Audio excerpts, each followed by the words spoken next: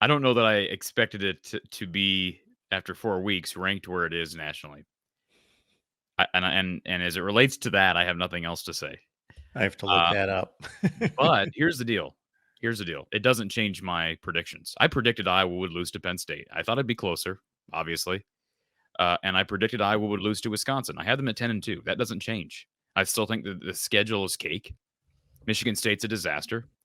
I don't care if Northwestern beat Minnesota. Iowa ought to go into Wrigley and win. Minnesota looks vulnerable. Illinois looks bad, or at least they've taken a big step back from last year, and Nebraska's completely unproven still. Iowa should be able to win 9-10 games. And I said preseason, if they can have a top 80 offense, they got a chance to compete for a Big Ten title. I got I guess an status update for everybody. They don't have a top 80 offense. Okay. They have a marginally better offense. The numbers, like right now in FBS, total offense right now in FBS, I think they're 129 out of 130 teams. You know, if you compare that to where they were last year at this time, that's about the same. I will say this, they didn't have a Penn State on the road. Like, the numbers from Saturday really damaged those numbers. Okay. So I just want to make that clear. Well, of course they did, but that's part of the story. I know it's part of the story. I'm simply saying that I don't think they'll be 129th in total offense at the end of the year, based on the schedule and based on the criteria we've talked about heading into the year and the upgrades they made. I mean, Cade McNamara, he threw 5 of 14 for 42 yards. The numbers were no better than what we've seen from Spencer Petras. But I think anybody with a working brain would say that Cade McNamara is a big upgrade from Spencer Petras. Big Yes, upgrade. I And agree with that. But there might be numbers don't something reflect that. else leading into, whether it's injuries, whether it's Cade McNamara's health issues that are causing him to play worse than Spencer Petras. I don't think he's playing worse than Spencer Petras. I think that's Well, faulty. his numbers are worse. I'll put it that way. I don't know if he's playing worse. Worse than what? Have you seen Spencer Petras's numbers? Did you Did see Spencer his? Petras ever go 5 for 14 for 42 yards against anybody? I saw him throw 4 picks, throw 1 touchdown, 4 picks at home against Purdue, an unranked Purdue team in 2021. I mean, we can go through his game log last year. He didn't play he played at Ohio State. Should we look at his? Let's look at Oh, I his. know he was horrible. I know that he was horrible. He was horrible. I But mean, his Stanley game. Cade McNamara has been pretty, I'm not even going to say marginal for 4 games. He's been fairly lousy. Have you watched the games, Mark? I saw the Penn State Iowa game I was keeping track of. I did not see the first 3 games. Because context is very important with this conversation. I think Sure. what needs to be reminded to anybody who would make a comment like you just made, and I'm not saying you're incorrect, but he is dinged up. He is not healthy right now. I mean, he's just not. And like, that's luck of the draw. Part of that, I think, is poor management. I felt like, and now I feel even stronger, and I know hindsight's 2020, but I said it after the Iowa State game. They should have shut him down Western Michigan week and taken a shot at getting him healthy. They decided not to do that, and now he's probably not going to be healthy the rest of the year. So it is what it is. But the difference is Spencer Petras was healthy last year. Cade McNamara is not healthy this year. And it's just too small of a sample size as of right now. He missed a lot of camp. For Cade, it's too small of a sample size. Now, everything working around him, yeah, we can talk about that because he's only one piece of the puzzle. But I'm hesitant to be overly critical about Cade at this point, this early, given his injury and how much time he missed, etc. It is too small of a sample size. But that's the point that I'm making, is that in this sample size, he has been pretty lousy. Yes, he has. But let me just real quick, you made a comment, and you're all about evidence. 2021, I just looked this up. 2021, Spencer Petras at Wisconsin, he went 9 of 19 for 93 yards. 9 of 19 for 93 yards. Against Nebraska, he went, against Michigan in the Big Ten Championship game, he went 9 of 22, 41% through the air for 137 yards. And last year at Ohio State, he was 6 of 14 for 42.9%, 49 yards. So he had several games, like Cade Yeah. McNamara had Mhm. Saturday, and I think Penn State's defense is probably better than all those defenses. Okay, so we have an offense that ranks 131 in the nation. And I am going to state a prediction here that there's not going to be any offense in the Big Ten that is going to get shut out by Penn State and only produce 76 yards. So that was obviously a horrendous performance. To the defense of Iowa, they were missing one of the best tight ends in the country, but you have to play on, of course. That's a position of strength, but they were missing their very best. And their two top running backs. And, those are injuries that they're going to have to continue to play with. I don't know the status of Jazz Patterson and Caleb Johnson. Well, they're out again this week. Kirk made that clear today. And I'm not going to just get on here and just absolutely come down on Kirk Ferentz. Middle of the season, we're 4 games in, but I listened to Kirk Ferentz's presser today, and I'll be very respectful of how I say this. I just heard a bunch of excuses again. I heard a bunch of excuses and no solutions. And that's what I'm going to be releasing a podcast this evening with a 5-star women's basketball recruit that committed to Iowa recently, but it's also going to be half about football. And the title of the podcast is going to be Many Words, No Solutions. Because you don't hear anything substantial from Kirk ever in these press conferences other than we have to keep working. And some people like that. They're like, yeah, what else are you going to say? You just got to keep getting back to work. But the problem is, Mark, this is year 3 of this same putrid offense. And it's not just year 3, but it's year 3 of being historically bad. And we continue to be told the same thing. We just got to get back to work. Well, it's not working. Somebody the other day on the postgame show said with Coach Patterson on, Kirk has earned the right to fix this. Do you know how many times I've heard that? Kirk has earned the right to fix this. I've been hearing that for 2.5 years. Okay. Yeah, sure. I agreed with you. I agreed with you the first time you said it, the second time you said it, the third time you said it. But at some point, when do we say, okay, he's had time to fix it and it's not getting fixed? I got a memo for you, Mark. He's had time to fix it. It's not getting fixed. Now, that does not mean I think the season's over and that I've lost interest. Like I said at the outset, I still think they win 10 games. I think that's insane to think about. But given the schedule and given what I think is going to still be a very good defensive unit, they weren't great Saturday, but they're on the field 97 plays. They're going to be okay. They'll be fine. Phil will make more adjustments. They'll be fine.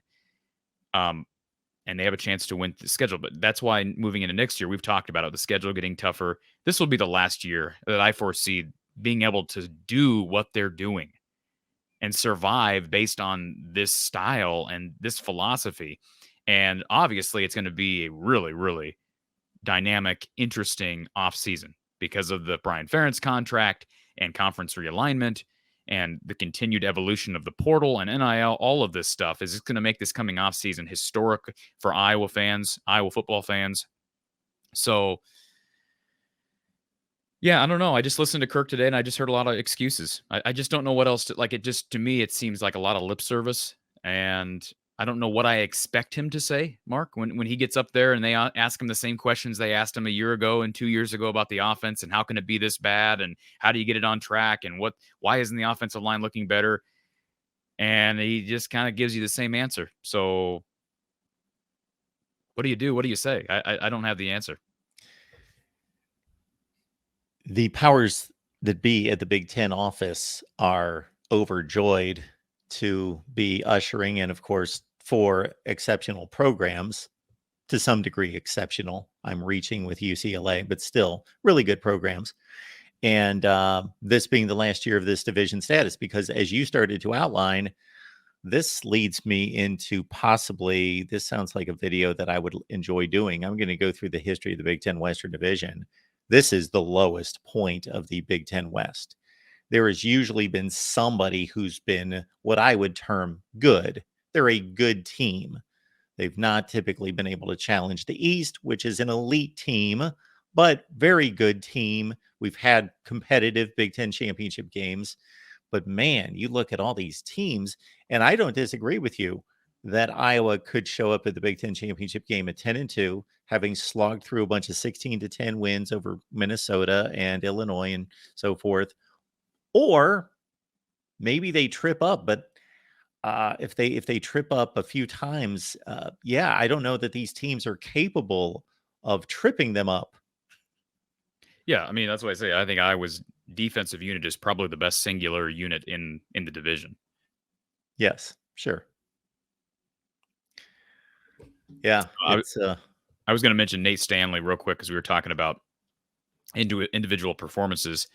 Let me find the game log. So the year 2017 comes to mind, and I'm certainly not comparing this offense to 2017, 18, 19, because actually we've talked about this. Those were Brian years, but those were the first few years of the Brian Ferentz era, and you had so much talent. I mean, not that they don't have talent at tight end, and they lose Luke Lachey, but they had T.J. Hawkinson and you know Noah Fant, and Akram Wadley was dynamic at times, and they had pieces, and Nate Stanley was obviously solid.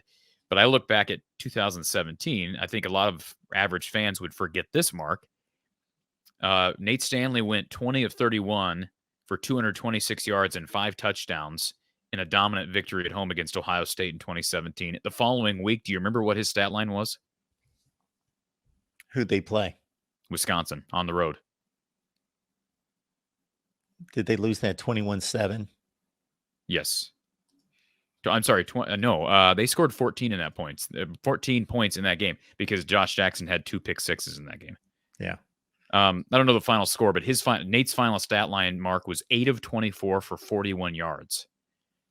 So I guess my point is when I bring this up, like as bad as Saturday was, that game back in 2017 was preceded by a terrific offensive performance.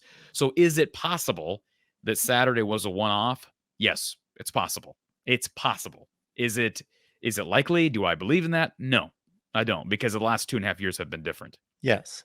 But I'm just saying I'm not giving up on the team yet. I'm not giving up on the offense being better yet. I still believe in Cade as a quarterback, as a leader, etc.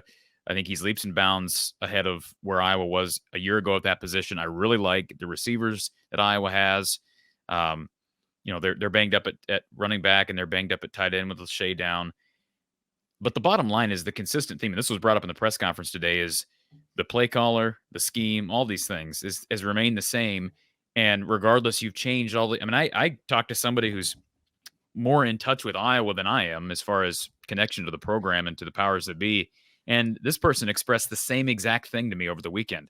This person said, he said, I tell you, Corey, I was convinced in the offseason that, or I at least was semi-convinced based on what Kirk Ferentz told the media and told everybody, that a lot of these issues were personnel related.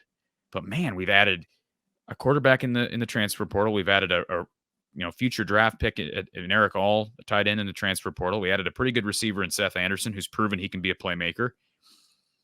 And, we've had another year for this offensive line to grow up. And they added a couple of pieces up there from the transfer portal. And it looks the same. It looks the same.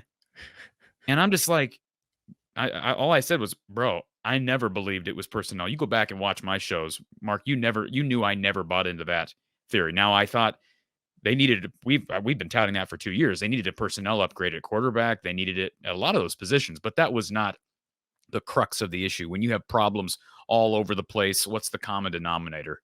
And they are not addressing the common denominator. The common denominator is the offensive philosophy, the scheme, the play caller. I'm convinced of that.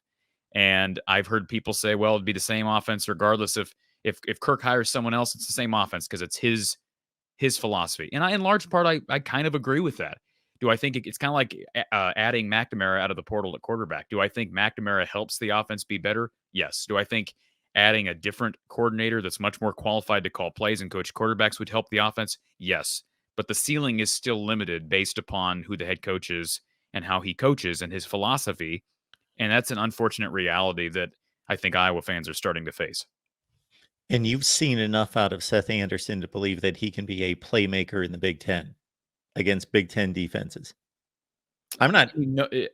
I know I'm questioning that, but I'm just wanting a little bit more information because you reposted a tweet from our guy Elliot Clough about there being only, I believe the number was 14 receptions by wide receivers this season, correct? Was that the number? It was something like that. I guess so. Yeah. 31 targets, 14 receptions, something like that. Against the easiest part of the schedule, plus Penn State. But Yeah. you've seen enough out of Seth Anderson. Well, I mean, comparative to what I've seen out of Iowa wideouts in past years, I saw him, with a really nice double move, take the top off the Utah State defense on the second play from scrimmage. I saw him make a really athletic catch over a defender against Iowa State week 2. I've seen him create separation on other plays. This is all relative to what we're used to seeing out of Iowa wideouts, Mark. And like Charlie Jones example is like I saw somebody commented on my channel over the weekend. Well, maybe we just had to come to terms with that Caleb Brown's not as good as we thought he was. What a stupid comment. I said, do we really have to revisit the Charlie Jones situation? What a stupid comment. I mean, come on. Like, seriously, I'm not saying Caleb Brown's the next, Marvin Harrison, but I'm just simply saying I don't care what these wideouts do. It doesn't prove anything about them to me. No. Because I've seen people like Charlie Jones that looked average at best in the Iowa offense go to Purdue and was maybe the best receiver in college football. So, here's can I say a couple of things? I saw somebody in the chat pre-show that said, I want to hear Corey rant. I was not in the mood to rant today, but I will say this. I will rant about one thing, Mark. You know what's absolutely unacceptable in my opinion? It's unacceptable that Caleb Brown has 0 catches. That's what's unacceptable. 4 weeks into the season, the Ohio State wide receiver transfer has 0 catches. That's a disgrace. That is a disgrace. And Kirk was asked today about Iowa's inability to get the wide receivers the ball, and he doubled down on, well, sometimes it's just the ball goes where the ball goes. Commit yourself to saying, we got to get these guys more involved. Commit yourself to saying that. Because guess what? A lot of people who were on social media this week are right about this. If they don't get these guys involved, I said this preseason, Caleb Brown will be gone. He'll be done. He'll be out the door next year. And I wouldn't be shocked if Seth Anderson is out the door. And I'll tell you this right now, if that happens, and it's based on what we're seeing currently out of this offense and play calling and lack of wide receiver involvement, I won't blame them one bit. I will praise them. I will praise them for making that decision because they're making a good life decision. You think Charlie Jones would have had that opportunity to return that kick against or for Cincinnati the other day for a touchdown had he not transferred to Purdue? I don't think he was getting drafted and having that opportunity as a special teams specialist guy at Iowa. So I just it's convoluted, it's messy, and we've got 2/3 of the season still left.